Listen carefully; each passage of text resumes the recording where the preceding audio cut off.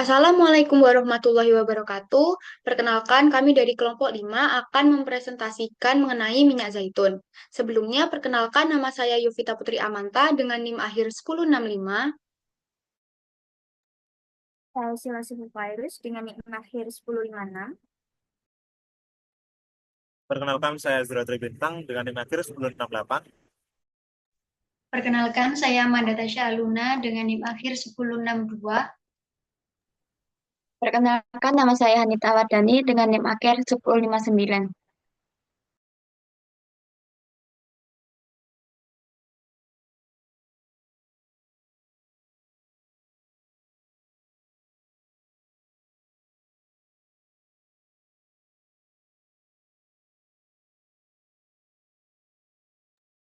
Yang pertama ada pengertian.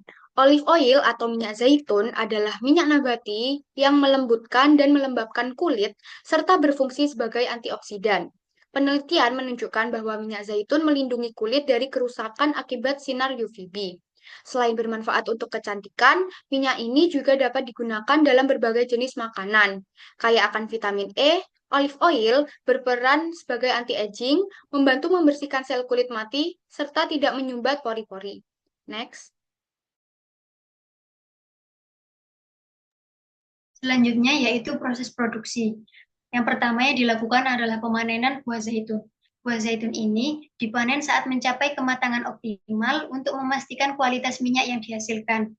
Nah, ciri-ciri dari kematangannya itu terdapat perubahan warna, tekstur yang lebih lunak, mudah lepas dari tangkainya, kandungan minyaknya maksimal, dan aroma yang lebih kuat. Step yang kedua yaitu pencucian dan penggilingan.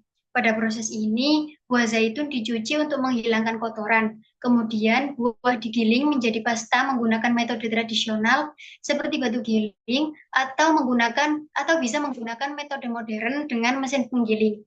Next.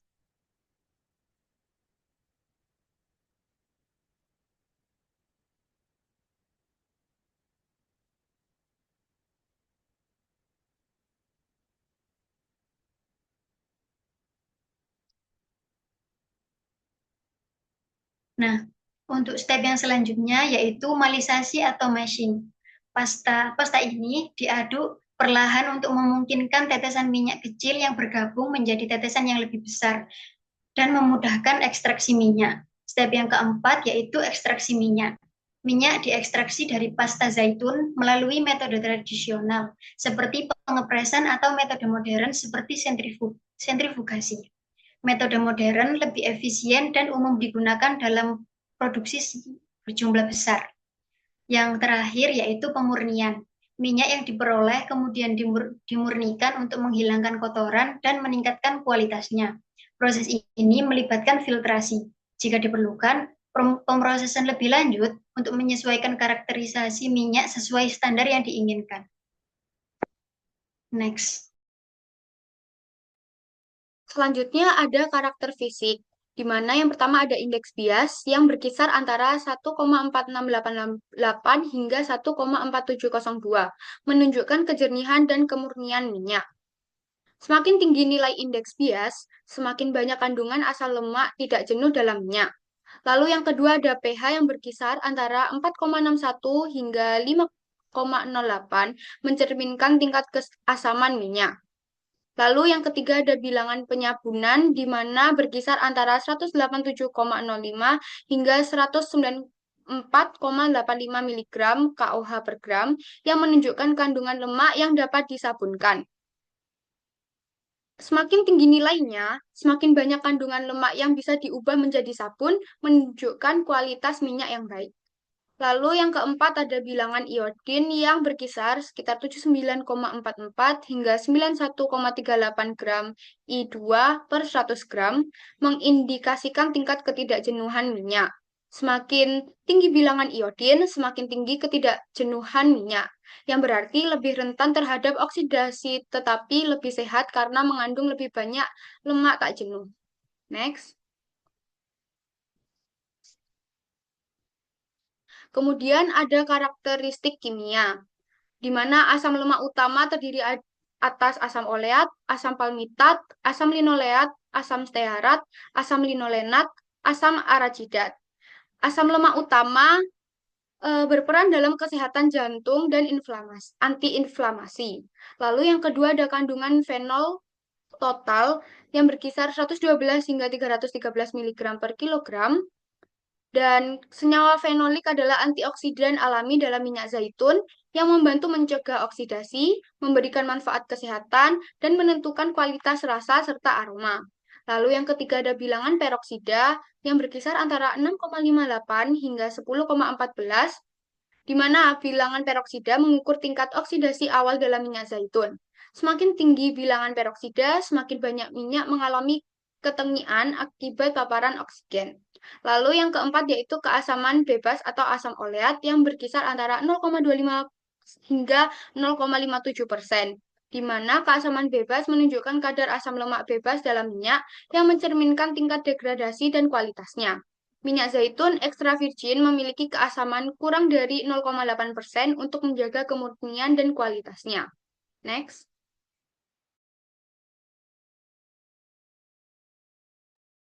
Selanjutnya adalah komposisi asam lemak penyusun. Komposisi asam lemak pada minyak zaitun yaitu asam oleat 63-81%, asam palmitat 7-14%, asam linoleat 5-15%, dan asam stearat 3-5%. Minyak zaitun dianggap sebagai minyak yang sehat karena mengandung lemak tak jenuh yang tinggi. Minyak zaitun mengandung asam lemak tak jenuh tunggal berupa asam oleat sebanyak 81% yang merupakan antioksidan kuat untuk melindungi tubuh dari radikal bebas.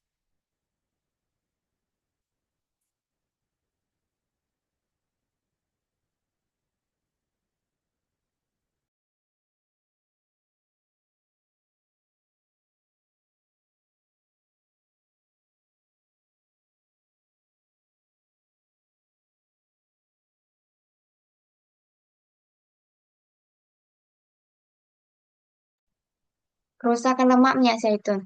Kerusak lemak disebabkan karena adanya pemanasan yang tinggi. Kerusakan tersebut dapat menyebabkan mudah tengik, rentan terhadap oksidasi. Contohnya pada lemak asam oleat dan linoleat yang dapat rusak akibat pemanasan suhu. Kan biasanya kita sebelum masak kan minyaknya dipanaskan. Nah, untuk minyak zaitunnya nggak perlu panas-panas banget. Soalnya nanti kalau misalnya ada perubahan warna, bisa merusak asam lemak oleat dan linoleat. Mutu lemak minyak zaitun. Dalam hasil uji mutu minyak zaitun air sebesar 0,03% dan lemak bebas 1,73%. Dalam uji tersebut telah memenuhi standar SNI. Standar SNI maksimal asam lemak adalah sebesar 1,8%. Pada uji asam lemak bebas merupakan hasil dari penurunan trigliserida yang mengakibatkan kerusakan pada minyak.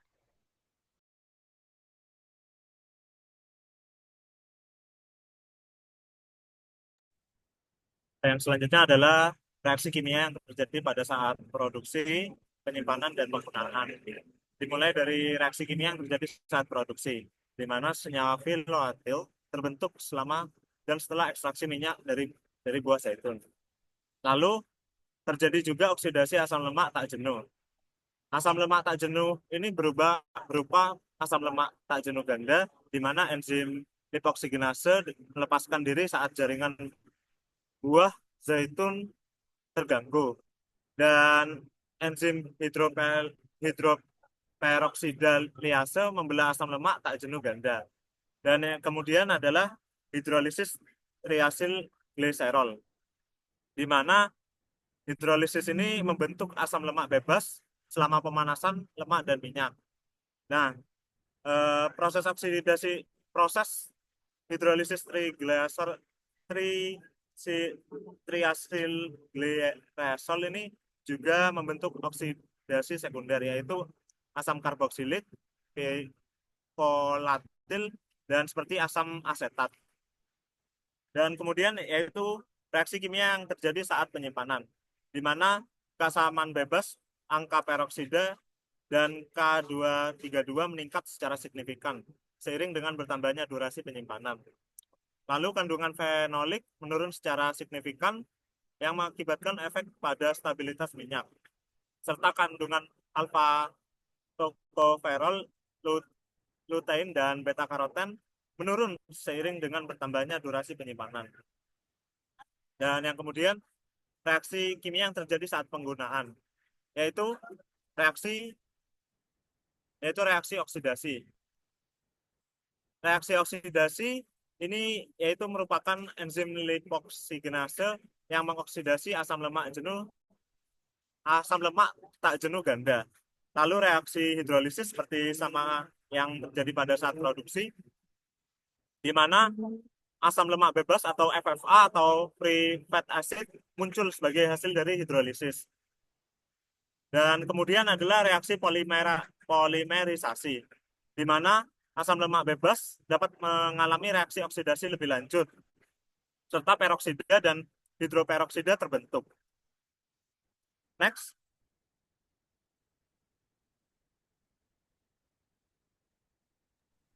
Selanjutnya, mengapa sih olive oil disimpan dalam botol yang gelap? Minyak zaitun atau olive oil dikemas dalam botol gelap untuk melindungi kualitasnya dari paparan cahaya, terutama sinar ultraviolet, yang dapat mempercepat oksidasi dan menurunkan kualitas, rasa, serta kandungan nutrisinya. Botol gelap membantu menjaga stabilitas minyak, memperpanjang masa umur simpan, serta melindungi antioksidan dan vitamin E dari kerusakan. Selain itu, penggunaan botol gelap juga menjadi standar industri karena diasosiasikan dengan kualitas minyak yang lebih baik. Next.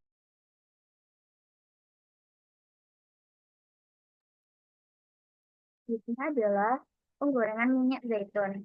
Titik asap minyak zaitun adalah sekitar 190 sampai 207 derajat Celcius. Titik asap minyak adalah suhu di mana mulai terjadi kerusakan dan menghasilkan asap yang terlihat.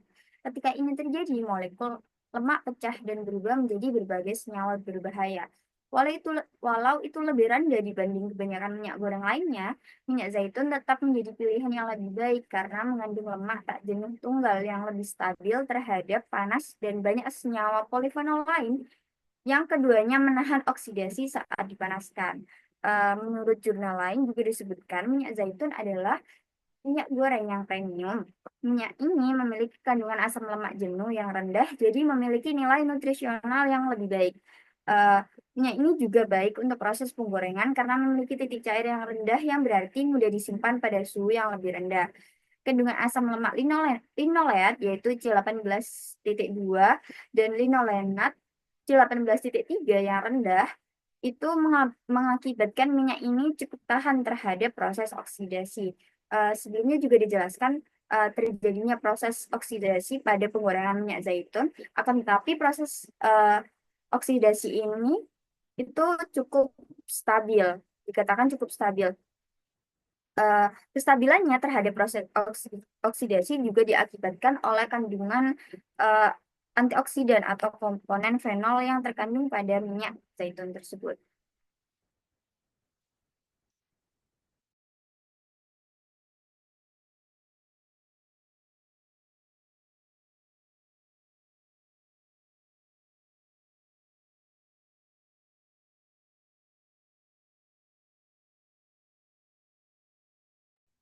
Selanjutnya ada struktur kimia minyak zaitun di sini.